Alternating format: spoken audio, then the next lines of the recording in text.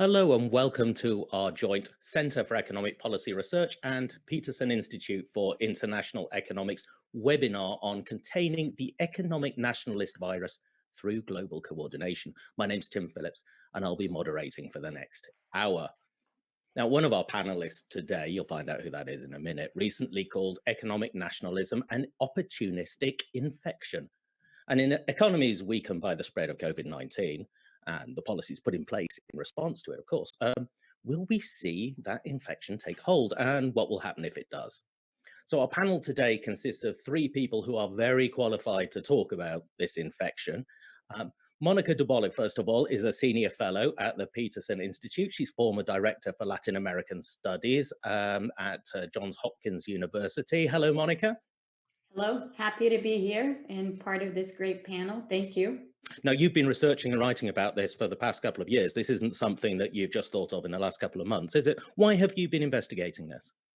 So this started back in 2017, right after we saw the election of Trump here in the US and after we'd seen Brexit. When I say we, it's me and my co-authors. We sort of got together and started thinking through, what the implications might be. Were these one-offs? Were these things that would potentially spark a bigger sort of global movement? And of course, Adam, who's also here, was deeply involved in those discussions. And then it just made sense, to turn this into a research agenda at that point. And from then on, what we saw is that, unlike the initial thinking that it was basically contained to Trump and Brexit, what we saw was just this resurgence in economic nationalism that spread everywhere throughout the world. And so we started writing a book about it, and we're finishing it, the first draft of the manuscript as we speak. Okay, now, also, as you mentioned, Adam is the president of the Peterson Institute and a specialist in the economic impact of international relations. So welcome, Adam, as well. Thank you for having me. Great to have CEPR and PIIE collaborating like this. Well, it's great to have you here, and it was your quote that we gave in the beginning for an article that you wrote for the CEPR, and I'd like to quote something else from that article here. You wrote that economic nationalists see their moment in the current crisis much like their nationalist forebears tried to seize the moment in the depression and disorder of the 1920s and the 1930s. Now, that's quite strong stuff. Are the stakes really that high? I fear they are, Tim. As Monica said, she and some of our colleagues at Peterson have been doing research on this, and we consciously chose the term economic nationalism to distinguish it from just populist pandering or just nationalism that is just nativism. This is a program that we've seen repeatedly, and it has values that are those of the 1920s and 30s fascists to some degree. And I caused a bit of a stir lecturing at LSE shortly after the Brexit vote and saying this is the same as Trump, this is where this is going. And I know Sergei and his co-authors have documented how there are these common themes of closing off from the world, of scapegoating others, of preventing migration, of defining citizenship in blood terms and land terms, which then affects business opportunities and labor opportunities for everyone in the society. It diminishes competition. It tends to pull together a lot of arbitrary power. Think of Bolsonaro, think of Orban in Europe, very tellingly, think of Duterte in the Philippines, think of the successive regimes in Venezuela, as well as, of course, Trump and Modi. I mean, as Monica said, this is globally spreading. And even though we're economists, I at least feel willing to go out on a limb and say that this is about opportunistic and frankly evil politicians who may or may not believe what they're doing. I mean, that's the question always about Hitler in the 30s or Mussolini. Was it just he wanted to get ahead? Did he believe it?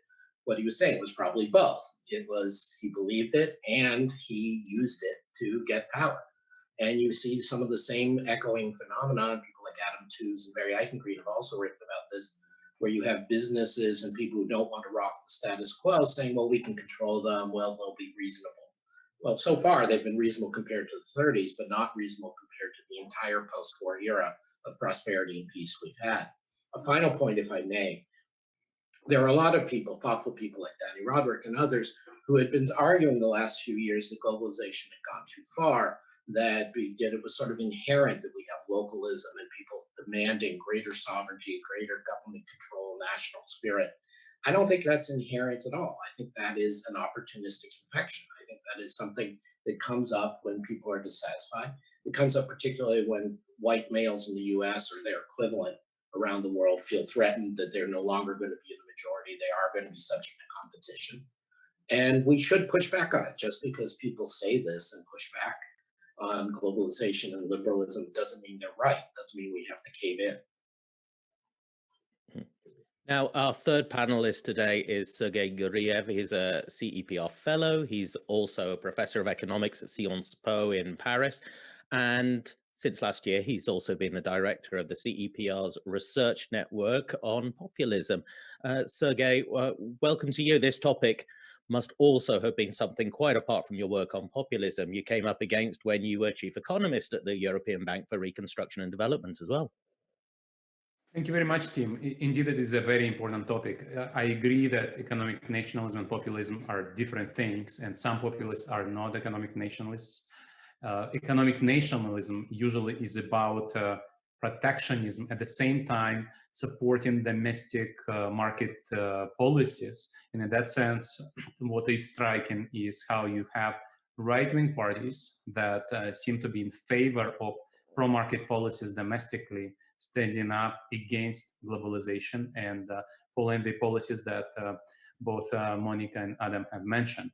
But yes, in the recent years, we've seen the rise of economic nationalists. If you actually look at what is the recent rise of populism was, we saw much more in terms of rise of right-wing populism, in terms of populists who want to pursue economic nationalist policies.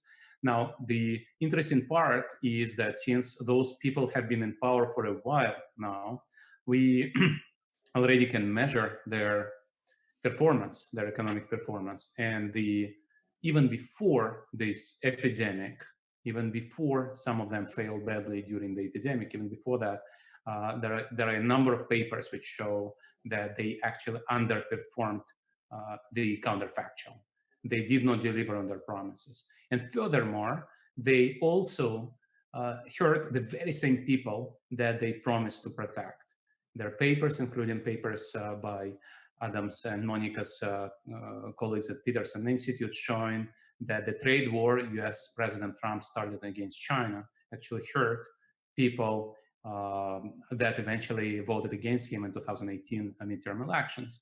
And in that sense, we see that this is indeed a very opportunistic policy framework in which you have, I would call them populists by now, economic nationalist populists, who do not deliver on their promises, which is quite scary because we know from history when populists do not deliver on their promises, they try to shut down political competition, undermine political checks and balances, and undermine democracy to stay in power. Yeah, this really is not a time not to be delivering on your promises, is it? Now, before we get further into the details of this, then I must remind you as our audience that this is better if you ask questions. And how do you ask questions? Well, if you go down to the bottom there, there's the Q&A tab. You can ask questions. If you go to it and you find that the question you wanted to be asked has been asked already, you can upvote that question. And so it comes to the top, and we'll get through as many of the questions as we can. Will we not, panel? Yes. Yeah, absolutely. That's what it's a commitment to answering questions. We've got one in already. I'll be having a look at that. Can I ask you a question, Monica, to you? This is not, economic nationalism is something that isn't a new discipline to think about, is it? There has been a lot of research on this. Yeah, there has, and in fact, it's a term. You know, economic nationalism is a term with a very long history. It goes all the way back to the 19th century, and it goes all the way back to actually the late 18th century and the 19th century, because it goes back to the writings of Alexander Hamilton on the one hand, Friedrich List on the other. And at that point, you know, the conversation or the writings on economic nationalism were basically picking up, you know, the need for industrialization. How do you industrialize? Infant industry arguments. You know, it was sort of a developmental type of economic nationalism, which was touching on all the then 19th century late industrializers, so to speak. So everybody who industrialized after Great Britain. And then, you know, that whole literature evolved in the interwar period to this darker side of economic nationalism that Adam was referring to. And then, you know, we just kept on having these cycles of economic nationalism throughout history, and these cycles are all reflected in the writings that have been ongoing since, as I said, you know, the late 18th and the 19th century, sometimes echoing more the darker side of economic nationalism of the 30s, sometimes echoing more the sort of developmental aspects of economic nationalist policies, which I'm sure we'll dive into and we'll define at greater length. But there's a long sort of intellectual history behind this term that deserves notice, because it's not just something that, you know, we've thought up out of the blue and are talking about now. It has come before, and it has come in these waves. Yeah, and just two quick hints. I mean, so there was a very classic work by Sebastian Edwards and some co-authors about the populist wave of economic nationalists in Latin America, and that's what, about 25, 30 years old now or more. Yeah, And 1990. where Monica and her co-authors are picking up is there had been, essentially as part of the end of history idea, that we were all converging on one model. Nobody's really looked at it since then in an empirical way. Another reference worth thinking about. So sorry, my brain just glitched. There are, of course, a recent academic work, and Sergei's part of this network. Stephanie Tsachareeva, I think, at Harvard, and has work on weird perceptions different groups have, and obviously that's a general political issue, but I think it influences this. Yes, absolutely. We did a podcast with Stephanie only a few weeks ago on that, about how people are you know, how their beliefs tend to polarize according to their pre-existing values. Yes. Now, Sergei, there is a question. I'll put this in now. Actually, it's because it's from Beata, your successor at the EBRD, that we do have to cover off. Why, if economic nationalism is so bad as an economic policy, do populists, and populists do not deliver, why do they remain popular? Why are they populist? This is a great question. Well, the populists are not called populists because they're popular, because they preserve popularity, because they pretend to protect the people against the elites, right? So we should get the terms straight. But one of the big questions in this literature, indeed, how they stay in power if they underperform. Now, Beata, my successor at the BRD, is Polish, and Polish government is actually one of the exceptions where a populist government has done reasonably well. But it is really one of very few exceptions, if not the only exception, where populists outperform the counterfactual. However, there is a recent line of research, and you mentioned Stephanie Stancheva's work on polarization of beliefs. We just saw a recent paper by Alcott, Gensko, Taylor and Young, which looked, for example, at polarization of attitudes to social distancing, where they show that in Democratic counties, you're more likely to observe social distancing, while in Republican you don't, which kind of means it's not just a political issue, it's also how you perceive facts. And basically, when people ask what else to read, I would also mention our survey with Elias Papayano of the whole literature on populism, which just came out, the CEPR discussion paper a couple of months ago. So in this survey, we also show the recent theoretical work, which explains how people try to change their views and how their new social identity that they choose leads them to think differently, use different mental models, and believe populists more. And in that sense, you see this shift from left-right political cleavage to open versus closed, or from cultural liberal to cultural conservative cleavage. And this new divide in the society also pushes us in the direction of what we just mentioned, polarization of beliefs about the outside world. And so you come to these people and you say, this president is not fighting the epidemic well. And they would say, I don't believe you. I believe in my own preferred version of reality. And this is a big challenge. And now the final thing I would like to mention, and we did a podcast with Tim about this, is my own paper with Nikita Melnikov and Ekaterina Zhuravskaya, where we show that social media's expansion, the last decade of great expansion of mobile internet, actually fueled the growth of populism. Populists are doing better in using online media. And we still need to understand why and how, and why other politicians, mainstream politicians, cannot do as well in social media, on online news channels. But this is also a factor that has probably contributed to the rise of populists who, as I mentioned, are very often economic nationalists. And this is how the populists get away with not delivering on their promises. And finally, something that I mentioned, if you shut down free media, if you introduce online censorship, if you make sure that the opposition has no chance to win the election, you stay in power and you claim to be popular. And this is something that I would like to mention again.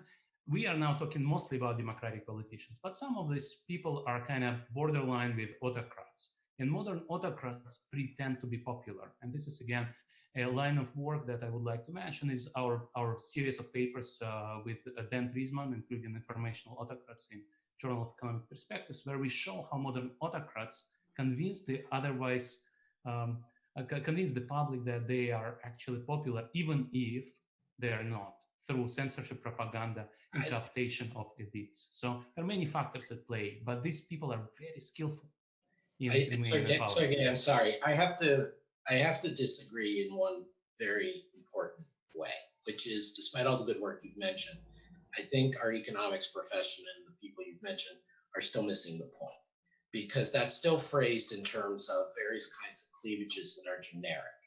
And this is actually a lot about privileged racial and gender groups wanting to maintain their relative status. And it's very specific. And it is, like I said, the equivalent of the white, less educated male in the US, the people, the lower middle class Hindus in India, the petty bourgeoisie in Nazi Germany. It's the same groups. And I caused a bit of a stir a few years ago when I was forecasting the effect of the Trump election in September 2016. And I pointed out that this is where the cleavage is going to be. It's about race. And again, there are plenty of people in the US saying that, but not in the economics discussion. And I said it again in January 2019 at AEA. And I said, don't think about the anti-globalization as you put it, culturally open, culturally closed, conservative. No, it's about white males in the US or their equivalent in Britain who say, I feel more privileged in this environment and therefore I want to conserve this environment.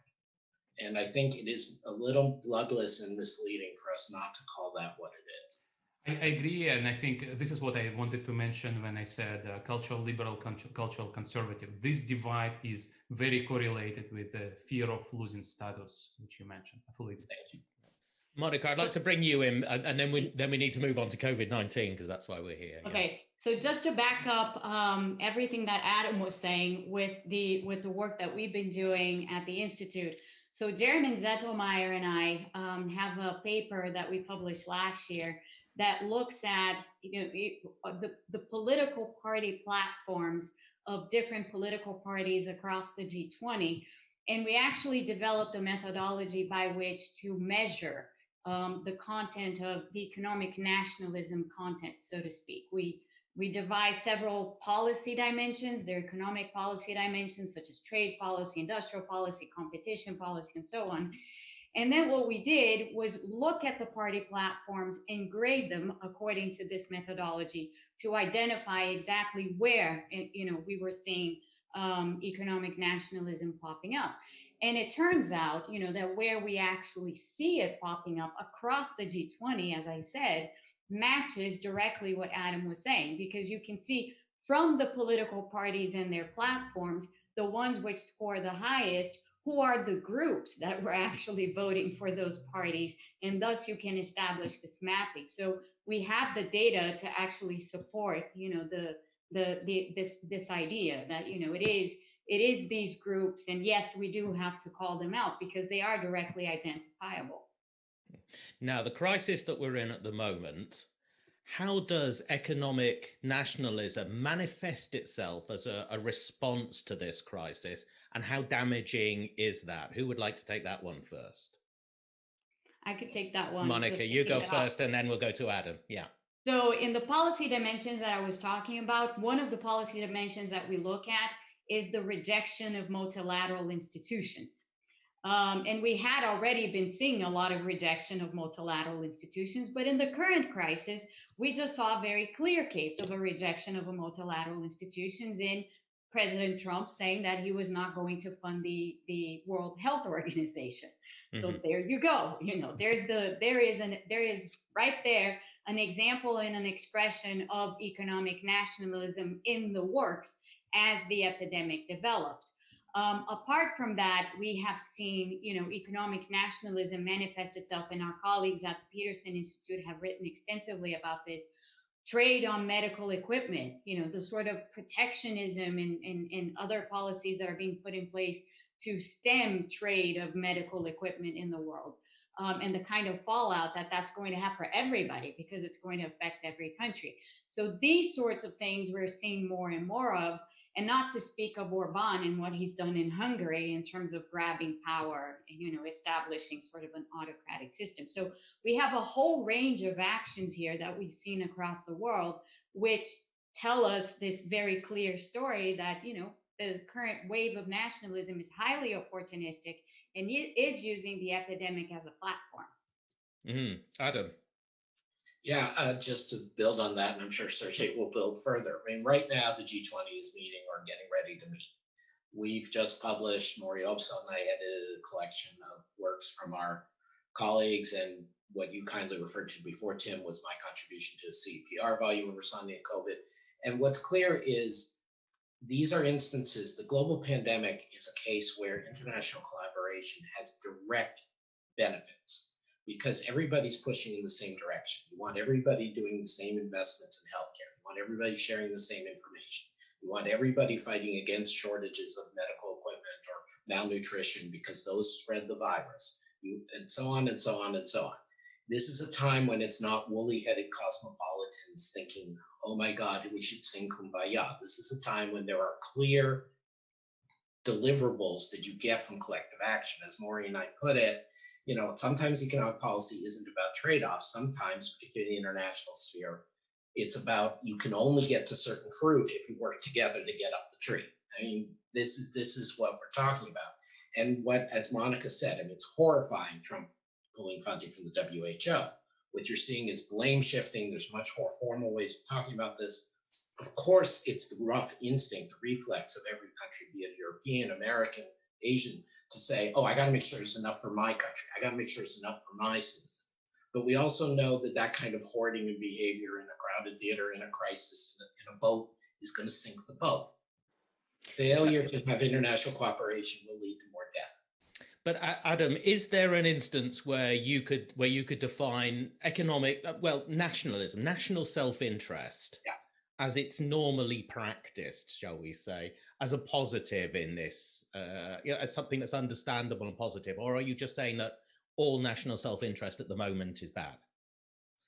Well, I mean, you can get Clinton-esque and say, well, how do you define national self-interest, right? So if your goal is, as an economist speaks, to maximize the health and well-being of your citizens, as we've all mentioned, there's a lot of work out there, notably by my colleague Chad Baum and many others, that these directly nationalist policies actually backfire, not just on the rest of the world, but on your own people, because nobody is an island, either in terms of being able to isolate from the disease or in terms of being able to fully supply themselves with things they need.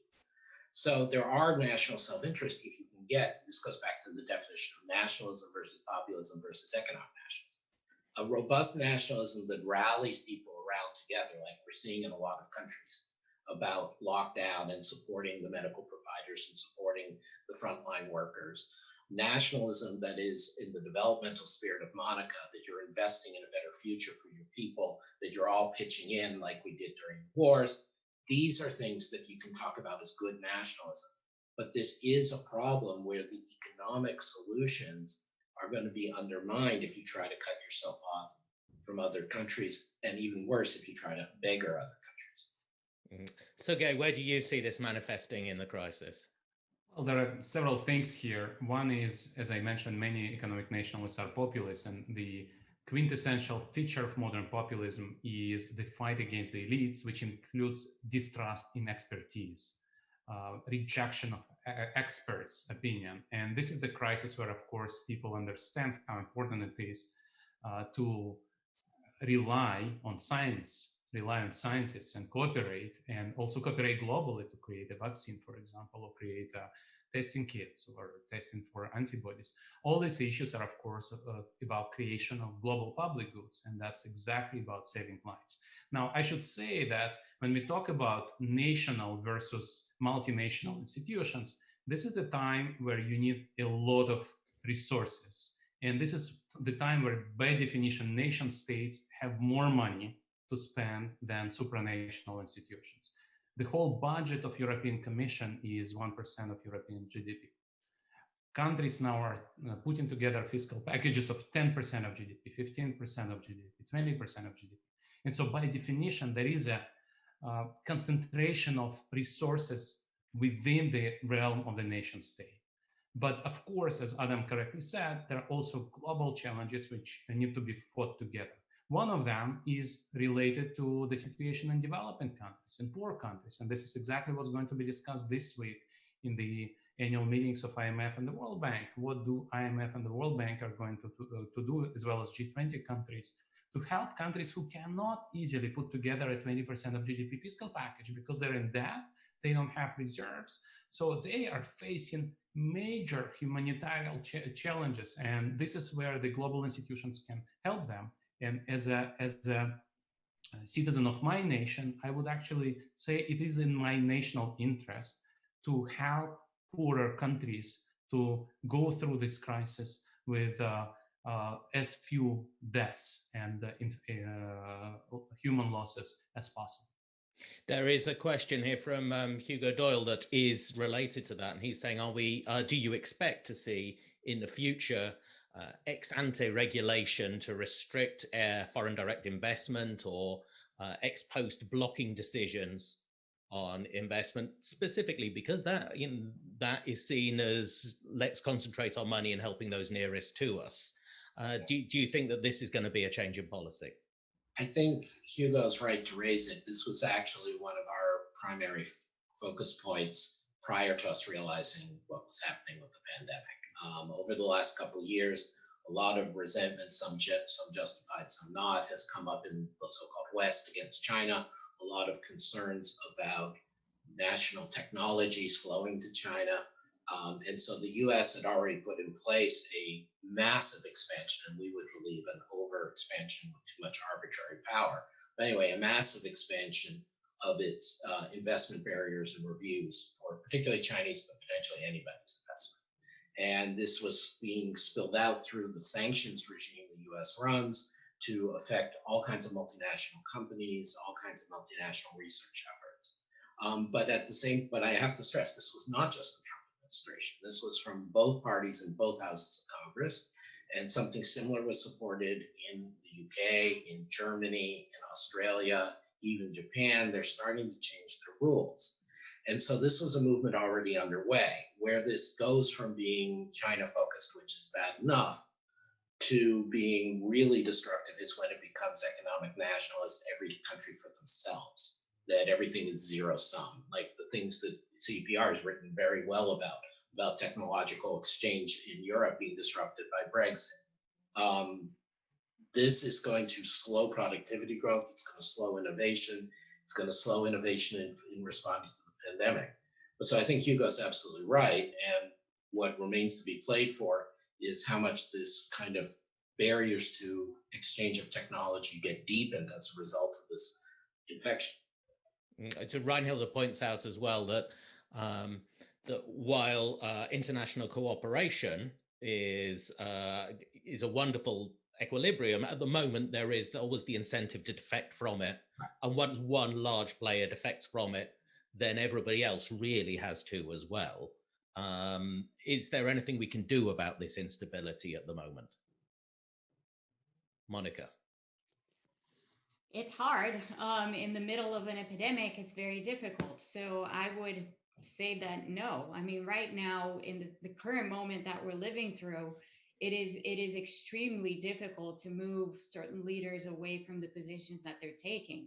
That doesn't mean, however, that a few months down the road, once we have a little bit more clarity as to how the world, what the world is going to look like after this epidemic is over, that the things won't change. So one thing that we're already seeing, and we see it everywhere, is that as a result of the epidemic and the economic fallout and everything else, a lot of leaders, including a lot of these nationalist leaders, while they are having sort of an opportune moment, at the same time they're facing a lot of challenges going forward, because obviously the death toll, the numbers of the epidemic, the economic fallout, all of that ultimately is in the hands of the incumbents, so to speak, whether they be nationalists or non-nationalists.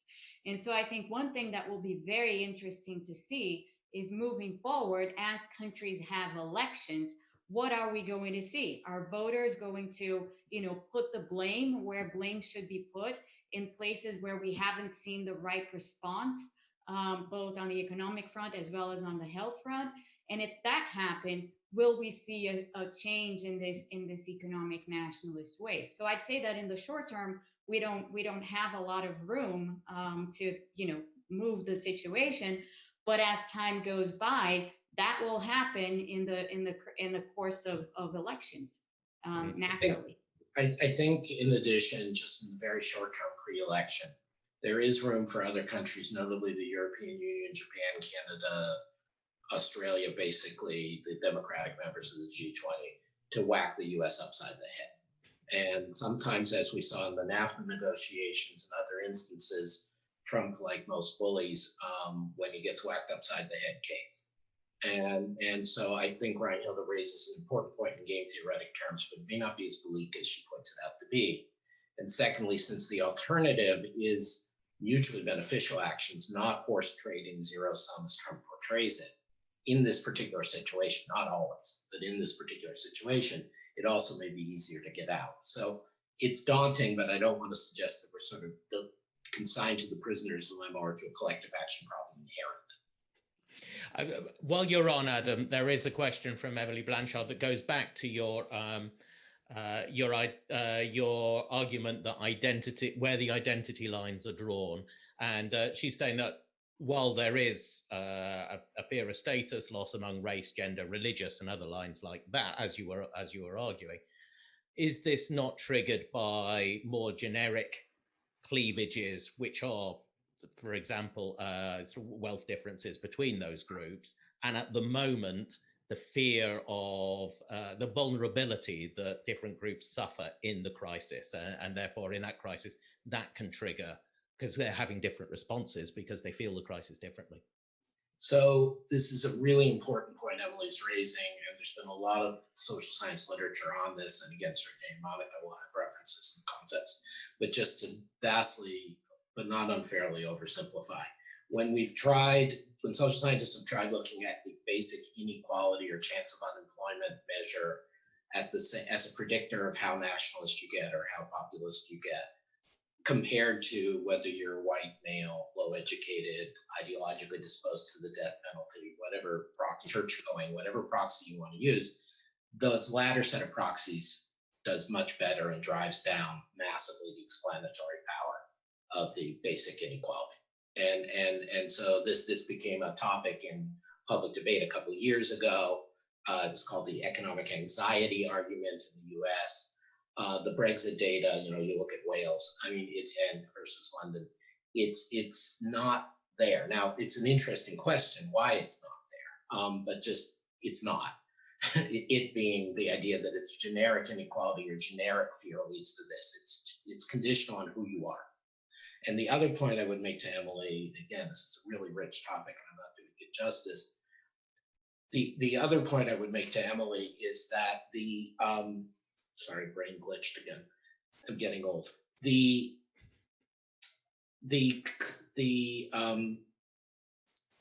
conditionality of how much the political system is moved by these hatreds is big on the economic disruption or on the perception of bad performance or the perception of incompetence. That's where I talk about it being an opportunistic virus. So if we hadn't had the 2008-2009 crisis, I doubt that the racist nationalists would have had as much electoral success as they did. Monica, how about you? And then I'll come to you, Sergei, as well. Yeah, so same. I mean, the what we get out of the different lines of research that we're pursuing sustains exactly what Adam is saying. So there's a very interesting dichotomy here in what's happening. I mean, Adam referred earlier to the famous Dornbush-Edwards book, The Macroeconomics of Populism in Latin America. And there, in those instances, even though it was called macroeconomic populism, there were a lot of nationalist elements in what a lot of those countries are doing. And then what you saw was, you know, the discourse on inequality, distribution, and all of that was very present in the way that, you know, these leaders expressed their views. And of course, they had a lot of support precisely because of that. They delivered policies that went completely the other way, and they increased inequality, and it created a lot of problems for these countries. But back then, you know, and we're talking here about the 80s, the 70s and the 80s, which is the period covered by the book, the inequality aspect was very present. What we see now when we look at the data from across the world and where the votes are coming from and what are the groups that support, you know, different views, they have very little, well, they have something to do obviously with inequality and you know, social mobility and these kinds of issues, but it is very concentrated in the groups of people and in the cultural whatever norms or whatever you want to define them, that are associated with these political parties and with these leaders that ultimately manage to have more political space and even to be elected. So it's interesting how that has shifted, because in the past it used to be completely different. And when we started the project, the book that's going to become, you know, the name of the book at the moment is, the title is Economic Nationalism. We had started looking at this issue from the inequality angle. And we realized once we started looking at these party platforms and the voters behind them and so on, we realized that we couldn't go down that road, that we had to shift, you know, and we had to shift the focus precisely because the data was no longer supporting what we had seen in the past. Sergei, you wanted to speak on this as well. I would like to say that both economic and political and cultural factors are at play, and we have the CEPR populism debate page, which I highly recommend to go to, and that page has a number of contributions, including the contributions on the relative weight of economic and cultural factors and the interaction of the two. And indeed, there is a very important conjecture that maybe indeed we are talking about cultural factors, as Adam said, may be triggered by economic shock, where you have people who would otherwise be fine with the status quo and with the elites. But economic anxiety raised the cultural divides, brought it to the front. And in that sense, you can see that we need to understand not just the relative weight of economic anxiety, for example, due to automation or China import shock or crisis of 2008-2009, and or austerity after the crisis, and the cultural divides Monica and Adam were talking about, but also the interaction of cultural and economic factors. And I think this is an exciting agenda for research. I have another question here, and it's a Europe question. It's about the response. We're still on the immediate response to COVID-19 at the moment. Mark Cliff is asking, what's the risk that the arguments over fiscal solidarity that we're seeing between Southern and Northern Europe are going to fuel economic nationalism? They do play into that narrative, don't they? Adam, do you want to take that? I'd be very interested in what Sergei has to say. I think, no, seriously, I think, yeah, the answer is yes, because the more solidarity you get, the more the Dutch and the Germans, at least some Germans and Finns and Swedes say, hey, they're freeloading off us, what the hell are they doing? The less solidarity you get, the more the Italians and others say, why the hell are we in this? Yeah. Sergei. Yeah, I fully agree, and we see that today the popularity of European Union in Italy is falling to unprecedented levels. Whatever happened in the last decades, Italians always wanted to be part of Europe and part of Euro area. And today, these things are really in doubt. And part of that is this divide between North and South. And we see that many very important proposals put together by CEPR network and especially by French and German economists who published a number of proposals on fiscal solidarity, including my colleagues from Sciences Po, part of this group. Some of these proposals were not followed, but still the Eurogroup meeting last week came to unprecedented decisions. And ex ante, we would probably be skeptical that Dutch and Germans would agree to those decisions, but we saw some major steps forward.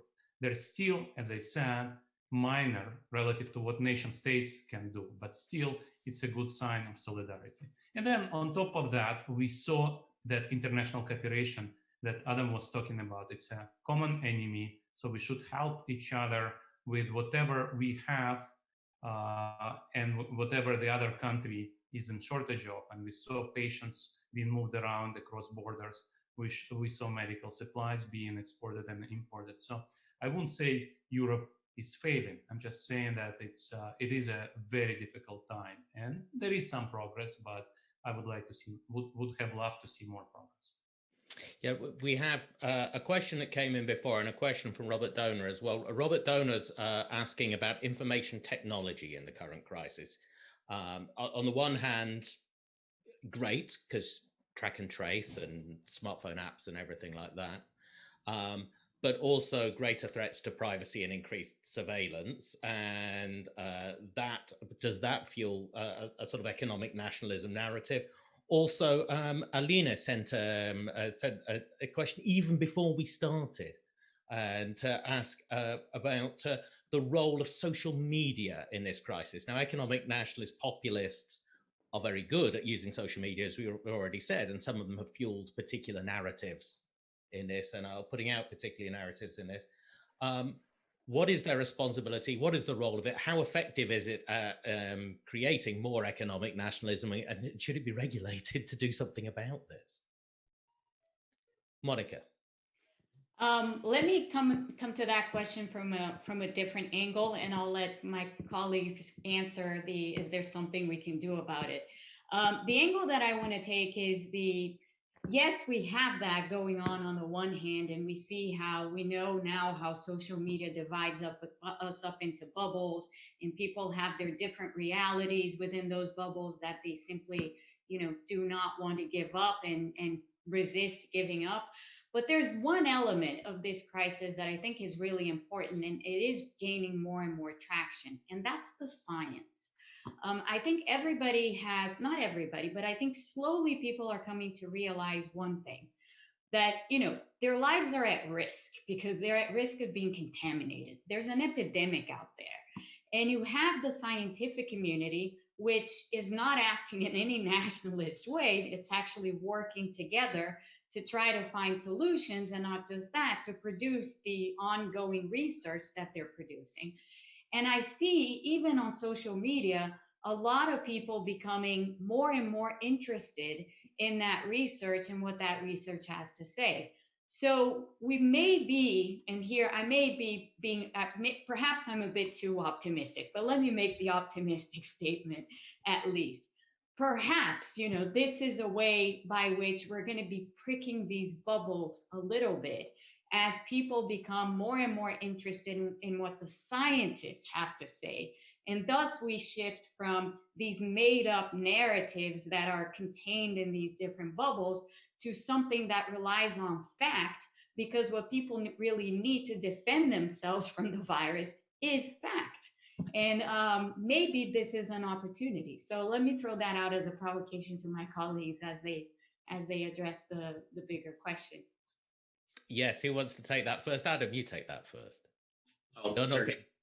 Yeah, I agree with Monica, and I would also say that some countries have started to regulate propagation of false news, It's actually still a question of terminology, because I don't like to use the word fake news. This is one American president uses to label the mainstream media. But if you look at what France is doing, Germany is doing, they're already trying to regulate the propagation of false news and false narratives, misleading statements. And then also social networks themselves are thinking about self-regulation in that respect, hiring moderators, fact-checking, and so on. And actually today, when you record a YouTube video about coronavirus, YouTube would also try to check whether you are not spreading disinformation, because disinformation today is not about 1 or 2 percentage points of tax rates or tariff rates. It's about lives. And so we see that disinformation happens, but there is I fully agree with Monica, there is a greater awareness of what is at stake. So both companies and society and governments are probably happier to do more to stop the dissemination of disinformation. Yeah, now, Adam, I'm actually going to put a different question to you. Bill Emmett's asked, what's going to happen to US-China relationships? So let's move on a little bit to what's happening next in policy terms. Yeah, and Bill and I have together been on this topic for a while. So I think this obviously plays into the hands of the anti-China faction in the US, which, again, as much as I'm willing to assign responsibility to the Trump administration, was definitely much wider than just their immediate adherents. There are a lot of people in both parties and all kinds of places in the US who are very suspicious of China. And while I'm not sure China has been notably more selfish and short-sighted in its initial response than other countries have proven to be, they certainly have been selfish and short-sighted and nationalist. And so this continues to feed the narrative. So I think it does get worse. Now the question is, in what form does that take? We already spoke, thanks to Hugo Dixon, about the idea of there being barriers to cross-border transfer, not only of ownership, but what goes with FDI, which is human capital, technology, information sharing networks. And we should expect those to unravel. And this will continue. The more variable question is how much US and Europe, or US and other allies, split apart, go their own way, versus remain connected. That's going to be the issue going forward. And that will have effects on the entire range of US-China issues, as many people have pointed out. I think in terms of direct confrontation, I do not expect anything terrible to happen. There might even be, as my colleagues like Mary Lovely and others have pointed out, that some reality check on the managed trade targets the Trump administration and President Xi's team agreed to in the last China-US trade deal, which were incredibly intrusive in China, therefore counterproductive to both the US and China, and which were unrealistic to meet even before the pandemic. So there might be a reality check there, and that might reduce friction in some areas. I think also the issue of Taiwan has to be confronted. Taiwan, as they've rightly been pointing out, is excluded from the IMF, is excluded from the WHO, has been behaving very responsibly, has been looking after its own people, perhaps not a model to everyone, but very well. And so, can we get a modus vivendi where, ultimately if China asserts claim, they will be able to impose it, but, so far in their own self-interest and in a certain amount of humanitarian interest, they haven't. And so can we get a modus vivendi where Taiwan maybe gets into at least the WHO under these circumstances? That, I think, is going to be another flashpoint. So it doesn't look good for US-China relations. And again, even prior to the pandemic, I and a number of my colleagues have been saying, I don't expect that much to change, even if Trump loses the election. And the change will be more in terms of US relations with some of the institutions and other allies. But I think the pandemic just makes it worse. Yes, can I broaden this a little bit? Because we also have another question that's been sitting here for a while, talking about mid-sized economies, not necessarily the US, but those that are very dependent on trade and have benefited from the increased openness of trade. Economic nationalism, clearly following the pandemic, is a threat to that just at the time when they need to find growth somewhere. What should their optimal policies be, Sergei? Well, I come from EBRD. I worked at EBRD, and in EBRD, there is no doubt that success of those post-communist countries, especially of new member states who actually became high-income economies, it's all due to trade and FDI. And there is nobody who doubts, even in those countries who claim economic nationalist policies and populist policies, even in those countries, the new member states want to remain part of Europe. The potential joiners want to join Europe, and those who can't even dream of joining want to have some kind of free trade agreement with Europe, because smaller countries, of course, understand they cannot afford to be autarkic. And let me just stop here, because this is not on one hand and not on the other hand. You can hear a lot of statements, but people understand that prosperity comes from trade and from foreign direct investment. And let's hope that those policies prevail, even though this shock, of course, will bring trade a lot, bring trade down a lot. So the ratio of trade to GDP will collapse. But I hope that it will recover next year.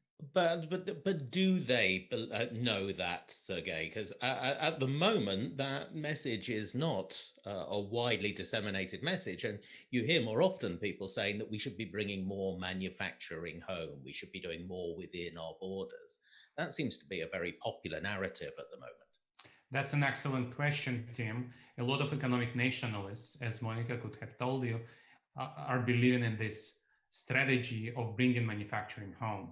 But today's global economy is not about every country producing its own final good, its own car. It's about global value chains. And you've interviewed Richard Baldwin many times about that. And of course, many countries in Central and Eastern Europe have understood that. Some of them produce final goods like cars using intermediate inputs from neighboring countries. Some of them actually provide those intermediate inputs and parts to German car manufacturing. But at least within Europe, it is clear understanding that you cannot build trade borders within Europe. European value chain model works, and it delivers to richer countries and middle-income countries as well.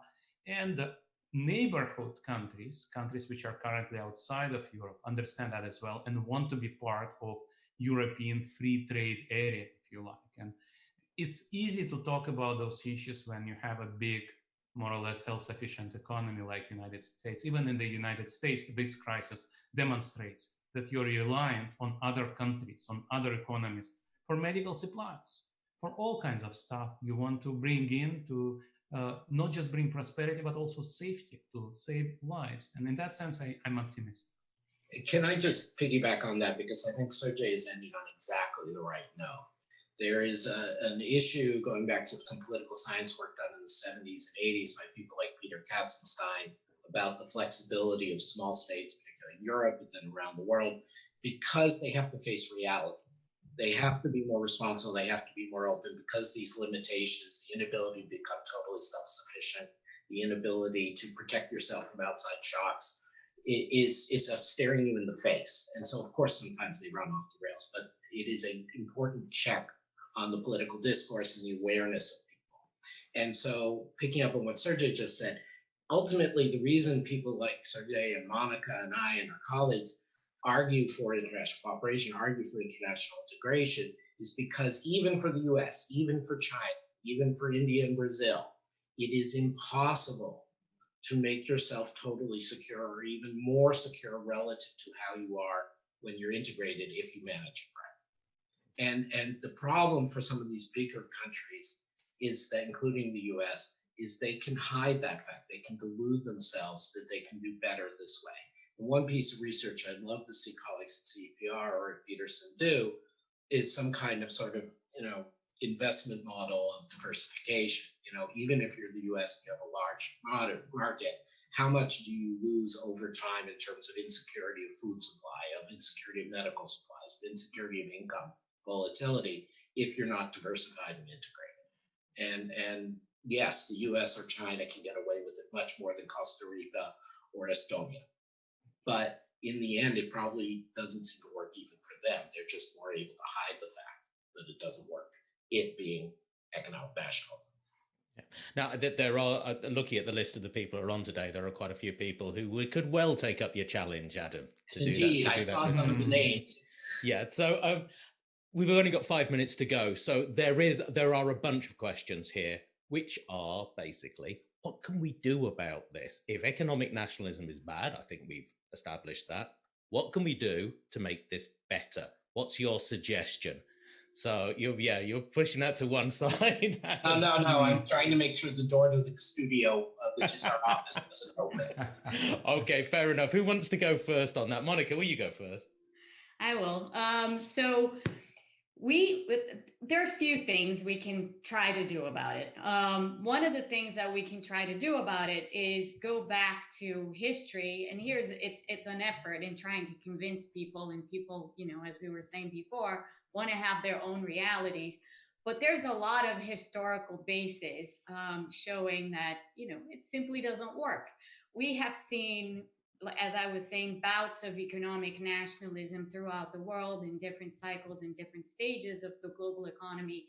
And by and large, the lesson that we get is, look, it's an unsustainable model at the end of the day, because at the end of the day, you either mess up your macroeconomy completely, or or you fall into a situation where suddenly you just stop growing at the rate you were growing before, because you exhaust the capacity of the economy to really sort of keep those policies going. And we see that on and off, on and again, throughout, as I said, throughout history. In the post-war period, one example that comes to mind, because it was the one country that tried autarky and it failed miserably, is Spain. Spain tried that model and it failed. It was a complete failure. It led to a lot of backwardness. So if we want to go by the history, there's a long narrative of history, that narrative, in fact, that tells us that these things simply don't work. But then if we just want to go with, okay, fine, that's not going to convince a lot of people. Well, the current circumstances, I think, will end up convincing some people, at least, because the situation is one where, after we get out of this epidemic, and whatever way we get out of it, there will be a reconstruction effort everywhere, because economies will have suffered significantly. And that reconstruction effort simply can't happen without coordination and without global cooperation. This is kind of the lesson we learned after World War II, when many countries were still very nationalist, and yet they had to come together for reconstruction. So I think, ultimately, we may be going through this period where we see the opportunism in nationalism rise, but as we get further out into sort of some exit, that is pragmatically going to have to fall by the wayside. This is how I see it. Sergei, you go, and then Adam can have the last word. Right. Let me say just three things. One is a long-term thing. Economic globalization does generate both winners and losers. And in the recent decades, not all countries have done a good job in helping the losers. And that's a fact, and it has to be addressed. And every failure to provide losers with and I don't even want to use the word losers, but those who don't benefit from globalization, providing them with opportunity to prosper in an overall growing economy and society. If you don't take care of those left behind, you provide opportunities for economic nationalists. And so this is kind of a message that I would like to reiterate, irrespective of the current crisis. Now, talking about the current crisis, multilateral organizations have to do a good job. This is a time of big test, and for European Union institutions, for UN institutions, especially World Health Organization, and for IMF and the World Bank, this is really a time of standing up to this challenge and showing how, in practical terms, multilateral organizations can save lives. A lot is at stake, and a lot can be done. And I think both Peterson Institute and CEPR have written letters and proposals to those organizations, how they can step up their efforts. And finally, once again, I would like to reiterate what we've just said many times during this hour, is narrative communication. These people are not very good in doing things, but they're very good. I talk about economic nationalists. They're very good in convincing the public. And so the mainstream politicians have to invest in presenting their case and convincing people better, because we have a strong case. Just we also need to remember that we need to communicate it better. Adam, briefly from you. There's more of us than there are of them. Us not being the economists who distinguished many of whom joined this call, us being people who are not looking to be nationalists and maintain the status quo at other people's expense. We just have to fight, and it's going to be a political fight and a communications fight, as Sergei and Monica have said. But in the end, you have to resort to reality, and truth-telling is the only way in a democratic society to make this fight. And so I'm grateful to CEPR and PIIE and our supporters for giving us this platform to be part of that fight. Well, it's good to end on an optimistic note, because optimism is in short supply at the moment, and there are many difficult things we had to say over the last hour. So let's, as you say, I think that most of the people here have got a better hope for the future. So thank you very much. Thank you very much, panel. That's all we have time for. We haven't got through all of your questions, but we have your questions, and actually quite a few of your questions have got your names on them as well. So the panelists might want to get in touch with you afterwards. I'm not promising, but they might want to. If you want to read more, we've already given you quite an extensive reading list during this. There's loads about economic nationalism on the Peterson Institute website. Monica's working paper with Jeremy Zettelmeyer is the Measuring the Rise of Economic Nationalism. That's right, isn't it, Monica? Yeah. It's working paper 1915 if you want to look up that. And if you want to go to voxeu.org and download our CEPR ebook on the COVID-19 policy response, it's called Act Now and Do Whatever It Takes. You'll find Adam wrote chapter 23, which I was quoting from earlier. It's called Containing the Economic Nationalist Virus Through Global Coordination. And also at VoxEU, of course, you can find Sergei's Research Policy Network. It's a lively debate there. And like today, not everyone agrees all of the time, and it's much better for it. So if I could ask the panel to wave goodbye. That's what, yeah, thank you very much. And from all of us at the Peterson Institute and the CEPR, stay well, and we hope to see you soon. Goodbye. Thank you.